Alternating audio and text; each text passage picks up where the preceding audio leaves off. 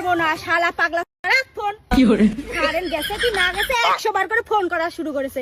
এতবার ফোন করছে বউটাও মনে হয় এতবার ফোন করে না। আবার কে ফোন করলো? হ্যালো স্যার নমস্কার, আমি বিদ্যুৎ বিভাগ থেকে বলছি। তাহলে তুই কারেন্টটা পাঠাবি না তাই তো? ইয়ে স্যার, কালকে রাত থেকে একটু বৃষ্টি পড়ছে বুঝলেন তো, এই বৃষ্টির মধ্যে যদি কারেন্ট অন থাকে তাহলে একটু সমস্যা আছে। ও বৃষ্টিতে কারেন্ট অন থাকলে সমস্যা আছে? হ্যাঁ স্যার। কেন তুই ল্যাংটা কারেন্ট পাঠাবি নাকি? শোন, আমি কিছু জানি না, তুই যে করে হোক কারেন্টটা পাঠা। দরকার হলে না তুই রেনকোট পরিয়ে পাঠা। ভারী মিস্টেক হয়ে গেছে। স্যার একটু বোঝার চেষ্টা করুন, কি করে কারেন্টটা পাঠাবো বলুন।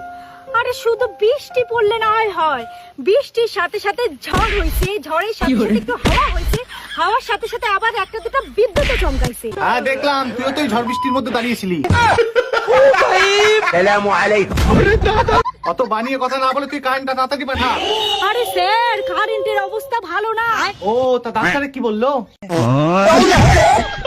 আমি কারেন্ট হসপিটালে ভর্তি নাকি যে ডাক্তারে কিছু বলবে?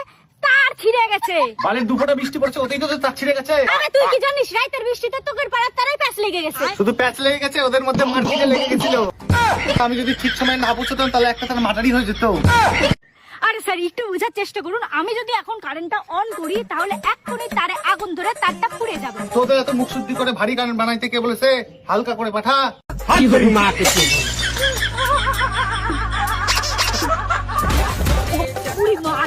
কি লাগছে রে শালা।